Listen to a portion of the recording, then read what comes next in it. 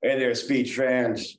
Welcome back. Last week we did Abraham Lincoln's Gettysburg Address. This week we're going to do one of my favorite speeches. I take that back. It is my favorite speech. Martin Luther King Jr.'s I Have a Dream speech. So I want to give you a little bit of background on MLK before you start the speech. So Martin Luther King Jr. was born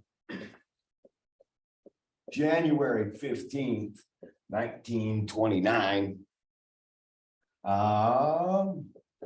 And when he was born, he was raised in Atlanta, Georgia. His father was a pastor at a church down the street from their house, and Martin Luther King Jr. soon followed in his father's footsteps and became a preacher himself.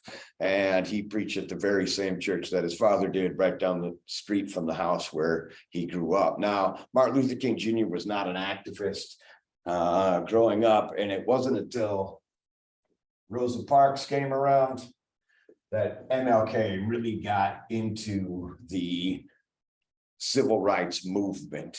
And it was, of course, Rosa Parks was affiliated with the bus boycotts that were going down in Birmingham, Alabama.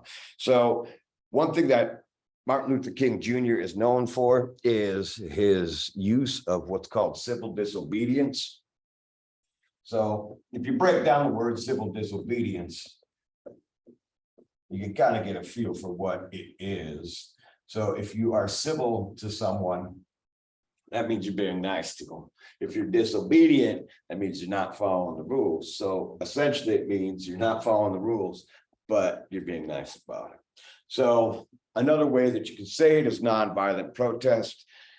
They were fighting for rights for themselves and their fellow Americans. And they knew, Martin Luther King Jr. knew that if you came off as violent, you not only undercut your own statement, but you also reinforced people's stereotypes. And so he really wanted to make sure that no matter what was going on as they were protesting for their own civil rights and their constitutional rights, that they could not get violent and not get out of control, because the second they did, they would be viewed in a negative light. So it was important to stay positive. It was important to, if violence was being used against them, not to reenact that violence, not bring it back, because that would defeat their ultimate purpose. So, and of course, he picked up civil disobedience. Ultimately, it came from a guy named Henry David Thoreau, who was a writer up in Massachusetts early in the United States history. Thoreau was adopted, and this idea of civil disobedience was adopted by Gandhi over in India, and soon Nelson Mandela. So it was a thought process that had been used for 150, 200 years at that point. So yeah, civil disobedience was one of his main pushes. So MLK led a lot of marches, and he participated in a lot of marches. And in contrast and in response to that, he ended up getting thrown in jail a lot. He spent a lot of time in jail. In 1964, he got the Nobel Peace Prize, which 64 is the year after this speech takes place. This speech takes place in 1963. And ultimately, Martin Luther King Jr. lost his life on April 4th, 1968, when he was assassinated in Memphis, Tennessee, by a guy named James Earl Ray.